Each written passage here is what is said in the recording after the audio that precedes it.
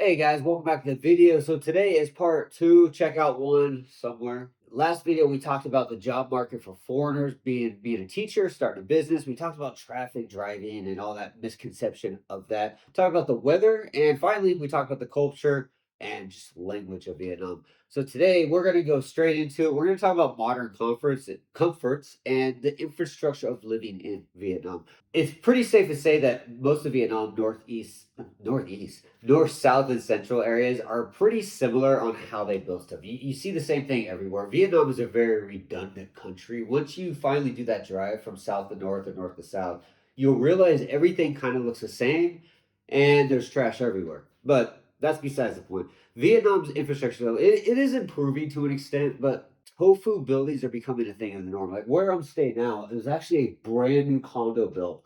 And as I look around, I'm not showing you, but I'm pointing. There's cracks everywhere. Like the walls are starting to break. The ceiling pillars are starting to like give out around. Like it's getting pretty bad out here. But that's kind of the thing. When I talk to people talk about buying houses and stuff like that, condos out here, I always recommend against it. Because honestly, I think after 30 years, this building's going to fall over. Now, when it comes to like one thing that came up was like service providers stuff like that. I would recommend having a friend.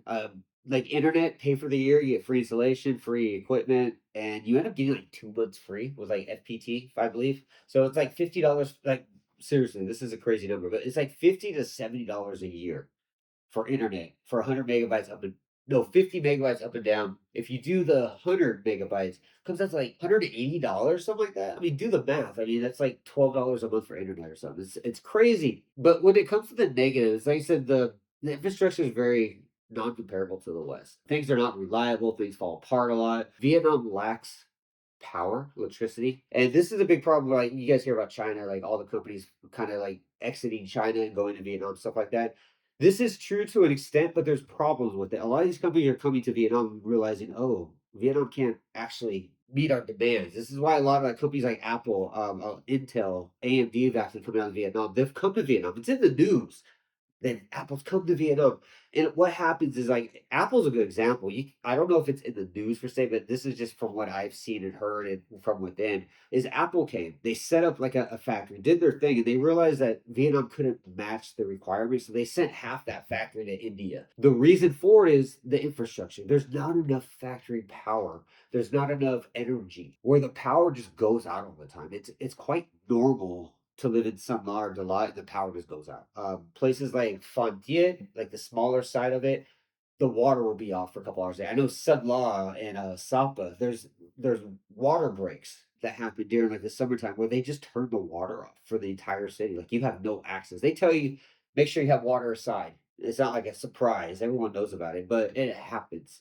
So you're gonna run into that. Mail service and stuff like that. This one came up a lot. Local mail service is complete trash. It's good for government documents if you have like a driver's license sent to your house, stuff like that. That's great because it's the government dealing with it. But if you're trying to send a letter to your friend down the Providence, it's horrible. Just use DHL or like FedEx is your best thing to do. And then one thing is people said Vietnam is a slow pace of life compared to the West.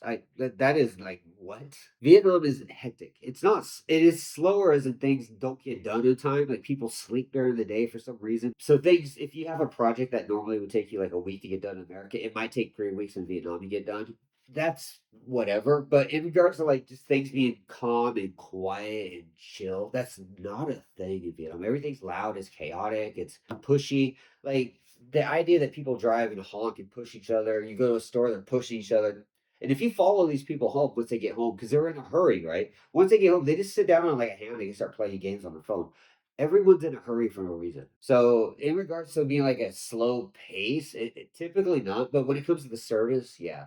And the big reasons for that is one, the sleeping. Every day from like 10:30, 11 to about 1:32 p.m. every day, Vietnamese take a lunch break. They all sleep. And they usually get ready for this lunch break at like 10, 9:30, 10. Like if you go to a government building about 10 o'clock, people are starting to shut their windows down. You go to coffee shops, not major like Starbucks, but normal ones, like local ones. They're starting to shut everything down by like 10:30. Banks are shutting down. Like you can't do anything in Saigon at like 12 p.m. Banks are closed. Major stores are typically like reduced in staff to the point where it takes forever to do anything. Public amenities are closed. You can't pay your power bill. You can't pay your cell phone bill. All these things are shut down. In the West, during lunchtime, you get your bills done. You go to the bank. You take care of like side tasks, right? Yada, yada, yada. In Vietnam, you have to do everything while you're at work. During that break time, it's impossible. So, like, there's not a lot we can't do online. So you're kind of fine. But if you're trying to like go out and kick it at like 11, let's say you came out here and you don't work on a Tuesday, and you're like, hey, I'm gonna go somewhere. Make that drive happen during like 11 to 1 o'clock because there's no traffic at all. So there's that benefit. Number six from our two-part video is healthcare. Healthcare in Vietnam is it's extremely cheap. It's dirt cheap. I think cheap. The only thing that comes cheaper is like Thailand. Really, it depends what you're doing though. The negatives though is there's the hospitals are like so dirty. The people go into these hospitals like just coughing on everything. I see people smoking literally at the front door entrance. So the inside of the hospital smoke cigarettes. There's trash everywhere. Um, People that don't have insurance, Vietnamese people, they'll typically just live in the hospital, they'll sleep on everything. Like they'll have their feet on like four chairs, just passed out. This type of stuff happens. I understand, like they can't afford it. I'm not downing them. I'm just giving you the dynamics of what's going on. So don't comment below. Oh, you don't understand. Like, I understand. I'm giving you the dynamics what you're going to see. So local hospitals are typically dirty. If you're doing a work permit, if you're doing a driver's license permit, you're going to have to go to a local hospital. You can't go to a Western one. And speaking of Western ones, they have them. Saigon FV, I think it's called French Veteran. I don't know. It's called FV. It's in Saigon, and Hanoi has a couple international ones. It has an American one too. America actually used to fund Vietnam's healthcare program, but America decided to stop sending medical assistance to Vietnam, and they canceled. I forget the name of the program. It's like ADA or something like that. They used to send American doctors here as like interns to help out. They've stopped all that. So what that means is there's not a lot of advanced healthcare. To avoid all this though, stop eating carbs, stop eating rice, stop eating noodles. Take care of yourself. Do some jump roping, do some push-ups, and you won't need any of that, right? But if you do get lung cancer, if you get throat cancers, if you get heart attacks, you need surgery, you need to get amputated, stuff like this, I strongly recommend if you can go to Thailand for this. Go to Japan or Singapore for this. Try to avoid doing this in Vietnam when it comes to stuff that serious. One, it's way overpriced. They charge you literally an arm and a leg. There is a pun in there because I said amputated. This is back in like 2016. If you had a serious like condition like cancer, tumor, stuff like this, you would be sent to Hanoi, or you would be sent to District 2 or 7, the French hospital in Saigon, or you go to Da Nang. I believe there's a British hospital there. But what would happen is you would actually work with a Western doctor directly. You would not deal with any Vietnamese. It was strictly a Western person that would take care of you. And they would either A, take care of you, or B, they would send you to Thailand. No joke. They would send you to Thailand, or they send you back home. Yeah, hey, you need to go back to America. This is way beyond the cost of this is getting to be way too much in Vietnam. Go back to America where you have healthcare or whatever it is. Keep that in mind. In general, though, healthcare for the basics is fine. Dental, you can get your teeth white for like $5. If you need to get like a root canal and stuff like that, a fake tooth put in, we call implants. You get that stuff done for like 80 to $100 typically. It's quite cheap. If you need dentures, you get it done for like $1,000. So all that stuff's cheap. Next one is social change and conservatism. This one was kind of weird. But it's being brought up a lot, I guess, because America's going through this like phase of like whatever. So Saigon is definitely more Western. It's more conforming to a lot of stuff in the West. Like, what can I say on YouTube? If you are a man, you don't want to marry a man, or you don't want to marry a woman, that's more acceptable in the South. It's more open mostly in the South. But yeah, and then you get to places like Central Vietnam. Central Vietnam is, and I don't mean that in a negative way, but it's definitely way more governmental. I've only lived in Central Vietnam for like maybe 9 months total. Negatives, Vietnamese generally are conservative, especially in the north. We just talked about that. North and Central Vietnam are just like be careful. It's a communist country. That's fine. So with that being said, respect the rules in the north and the center, like way, but do not intimidate, propagate, or gossip about the government in a negative or even a positive way. Just keep it out of your mouth. I've seen a lot of Westerners come here trying to use the freedom of speech, like, oh, I'm more free. I can say what I want from here. And it's like, bro, you are from there, but your embassy is not going to save you when you start insulting the government or insulting the man or the money. You understand? Yeah. So just keep it good. If you are looking more for like the man on man, girl on girl kind of thing, like that life. I can't say the letters, but you know what I mean. That life. The South Vietnam is a better way to go. I think overall, You guys should just move South Vietnam until you figure out what you're doing. Last one, number 8, friendliness of the locals. This one is kind of funny. I was going through Vietnamese vlogs. I can still read a lot of Vietnamese, but I was going through vlogs, and the South hate the North hate the South. Remember, I talked about last video about, is Vietnam racist? Do they hate black people? Do they hate Spanish people? No. They're too busy hating each other. When you ask a South person what you think about the North, ooh, bro, they go off, especially if they're drunk.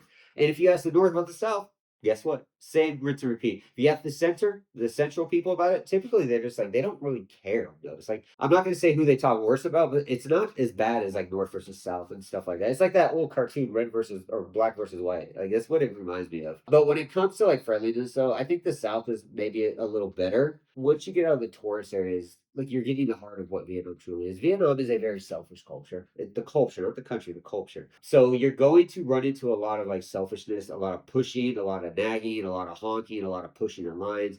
When you get out of the tourist area where you are no longer special in a money sign to them, to the people, the vendors, you're going to get treated differently. And a lot of people get shocked by this. They move to like Hoi An or something like that, and they realize, wow, like they don't treat me special no more.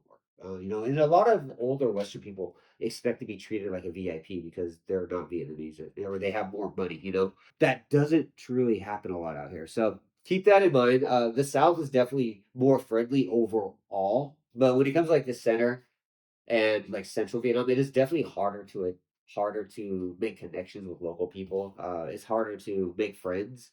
Dating's hell. Like, I remember Hanoi, Halong Bay, like pretty much North Vietnam, Central Vietnam. Like, when you look at like dating apps, it's pretty much bar girls. Like 80-90% of it are bar girls. When you go to the South, it's like 10%. It's a massive, massive difference. And like I said, Central Vietnam, I just don't think you guys should move there. Unless you've been in Vietnam for some time and you have a reason or you know somebody that's in Central Vietnam, or if you just get a job offer, cool. But I wouldn't blindly just move there because you can. Like, it just has nothing for a foreigner. There's just no benefit to you guys. So I would avoid that. So hopefully these answered your questions. If you did miss the first video, we talked about the job market for foreigners. We talked about traffic driving in Vietnam. We talked about the weather in different parts of Vietnam. And then finally, I talked about the culture differences and what language of Vietnamese you should learn, because there's 3 or 4 different versions of Vietnamese. Which one should you learn is better? So check that video out. It was before this one, and I think that answers the top 8 questions that people are asking online and lawyers are answering, being honest or honest. And for a bonus for you guys, can you retire in Vietnam? This comes up all the time. No. If you want to stay in Vietnam long term, it's not permanent, but it is longer. I guess a longer visa, for say, is one, you can get married, two, you can become an investor.